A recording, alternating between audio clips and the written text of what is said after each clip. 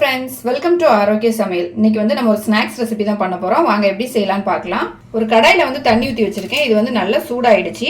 இப்போ நான் வந்து ஒரு மேகி எடுத்திருக்கேன். இதை வந்து நம்ம இந்த தண்ணியில போட்டு நல்லா வேக வச்சு எடுத்துக்கலாம். இது வந்து நல்லா வெந்து வரட்டும். நம்ம போட்ட மேகி பார்த்தீங்கன்னா நல்லா வெந்துடுச்சு. இப்போ நம்ம இதை வந்து தண்ணியில இருந்து வடிகட்டி எடுத்துடலாம். நான் வந்து இதை வடிகட்டி எடுத்துட்டேன்.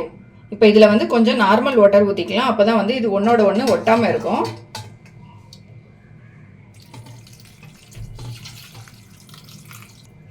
தண்ணி ஊற்றிட்டு நம்ம வந்து இதை எடுத்து வச்சுக்கலாம். இதை பார்த்தீங்கன்னா தண்ணி வந்து நல்லா கொதிக்க வச்சுட்டு ஒரு 3 நிமிஷம் போட்டுட்டு நீங்கள் அப்புறமா எடுத்துருங்க. ரொம்ப வந்து வேக வைக்காண்டாம். மிக்சிங் பவுலான்னு எடுத்துக்கலாம். இதில் வந்து 1 கப் அளவுக்கு துருவின முட்டைக்கோஸ் எடுத்திருக்கேன். இதை வந்து நம்ம இதில் போட்டுக்கலாம். நம்ம இந்த ஸ்நாக்ஸுன்னு பார்த்தீங்கன்னா முட்டைக்கோஸும் மேகி மட்டும் வச்சு தான் பண்ண போகிறோம். இது ரொம்ப டேஸ்ட்டாக இருக்கும். மேகி வந்து எல்லா பசங்களுக்குமே பிடிக்கும், ரொம்ப விரும்பி சாப்பிடுவாங்க. முட்டைக்கோஸ் போட்டுட்டு ஒரு 1/2 டீஸ்பூன் அளவுக்கு இஞ்சி பூண்டு பேஸ்ட் சேர்த்துக்கலாம். 1/2 டீஸ்பூன் அளவுக்கு மிளகாத்தூள் சேர்த்துக்கலாம். நம்ம காரத்துக்கு வந்து மிளகாத்தூள் மட்டும்தான் சேர்க்குறோம், பச்சை மிளகாய் எதுவும் சேர்க்கல. அதனால எந்த அளவுக்கு காரம் தேவையோ அந்த அளவு சேர்த்துக்கோங்க. இது கூடவே வந்து 1 பாக்கெட் அளவுக்கு மேகி மசாலா வந்து நம்ம சேர்த்துக்கலாம். தேவையான அளவு உப்பு சேர்த்துக்கலாம். இப்போ இதில் வந்து நம்ம எடுத்து வச்சிருந்த மேகியை வந்து இது கூட போட்டுக்கலாம். போட்டுட்டு இது எல்லாத்தையும் நல்லா மிக்ஸ் பண்ணிக்கலாம். இந்த மேகி வந்து லைட்டாக வந்து உடச்சி விட்டுக்கோங்க. ஏன்னா வந்து நீளமாக இருக்குது, அதனால கொஞ்சம் லைட்டாக உடச்சி விட்டுக்கோங்க. இதில் வந்து ஒரு 4 ஸ்பூன் அளவுக்கு அரிசி மாவு எடுத்திருக்கேன். இதை வந்து நம்ம இதோட சேர்த்துக்கலாம். நம்ம இப்படியே வந்து இதை ஃப்ரை பண்ண முடியாது, அதுக்கு பைண்டிங்க்கு வேண்டி நான் அரிசி மாவு சேர்த்துருக்கேன். நீங்கள் அரிசி மாவு வேண்டானா இதில் மைதா மாவு கூட சேர்த்துக்கலாம். இப்போ எல்லாத்தையும் நல்லா மிக்ஸ் பண்ணிக்கலாம். நல்லா மிக்ஸ் பண்ணிவிட்டு நமக்கு உருண்டை பிடிக்கிற அளவுக்கு வந்து இது இருக்கணும். அதனால் மாவு வந்து அதிகமாக தேவைப்பட்டுனா எக்ஸ்ட்ராவாக சேர்த்துக்கோங்க. அரிசி மாவு சேர்த்து நல்லா மிக்ஸ் பண்ணி எடுத்துக்கிட்டேன். இப்போ நம்ம இதை வந்து சின்ன சின்ன உருண்டையாக ரெடி பண்ணி எடுத்துக்கலாம். மாவு கையில் ஒட்டுற மாதிரி இருந்துச்சுன்னா லைட்டாக தண்ணி இல்லது எண்ணெய் தொட்டுக்கோங்க.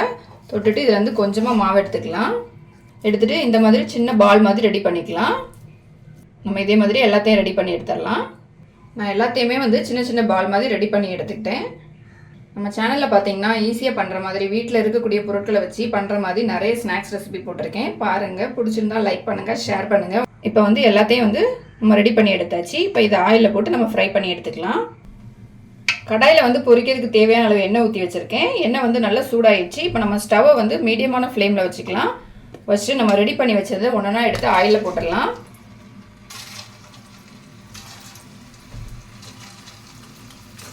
நம்ம அரிசி மாவு சேர்த்துருக்கிறதுனால மேல் பக்கம் வந்து நல்லா கிறிஸ்பியாக இருக்கும். உள்ளாடி மேகி இருக்கிறதுனால நல்லா சாஃப்டாகவும் ரொம்ப டேஸ்ட்டாகவும் இருக்கும். ஆயில் போட்டுட்டு லைட்டாக எல்லா பக்கமும் ஈவனாக திருப்பி விட்டுக்கோங்க. அப்போ தான் எல்லா சைடும் நல்லா வெந்து வரும். இதில் பார்த்தீங்கன்னா மேகி வந்து ஆல்ரெடி குக் ஆகிடுச்சு. நம்ம போட்டிருக்க முட்டைக்கோசும் அந்த அரிசி மாவும் தான் நல்லா வெந்து வரணும். எல்லா சைடுமே ஆயிலில் வந்து நல்லா ஃப்ரை ஆகிடுச்சு. கலர் பார்த்தீங்கன்னா நல்லா வந்து ப்ரௌன் கலர் ஆகிடுச்சு பாருங்கள். இப்போ நம்ம வந்து எடுத்துடலாம். இதில் நீங்கள் முட்டைக்கோசுக்கு பதிலாக காலிஃப்ளவர் கூட சேர்த்துக்கலாம், ரொம்ப டேஸ்ட்டாக இருக்கும். சேர்க்கும் போது துருவி மட்டும் சேர்த்துக்கோங்க. அப்போ தான் நம்ம ரெண்டையும் மிக்ஸ் பண்ணும்போது ரெண்டும் ஒன்றா மிக்ஸ் ஆகி வரும். நம்மளோட டேஸ்டான ஸ்நாக்ஸ் வந்து ரெடி ஆகிடுச்சு. நம்ம இதே மாதிரி மீதி இருக்கதையும் ஆயிலில் போட்டு ஃப்ரை பண்ணி எடுத்துக்கலாம். மேகியும் முட்டைக்கோசும் வச்சு எப்படி ஒரு டேஸ்டான ஸ்நாக்ஸ் பண்ணலாம் அப்படிங்கிறத பார்த்தோம். இது வந்து கண்டிப்பாக ட்ரை பண்ணி பாருங்கள், ரொம்ப டேஸ்ட்டாக இருக்கும். குழந்தைங்க எல்லாமே நல்லா விரும்பி சாப்பிடுவாங்க. இந்த வீடியோ உங்களுக்கு பிடிச்சிருந்தா லைக் பண்ணுங்கள், ஷேர் பண்ணுங்கள், மறக்காமல் என்னோட சேனலை சப்ஸ்கிரைப் பண்ணுங்கள்.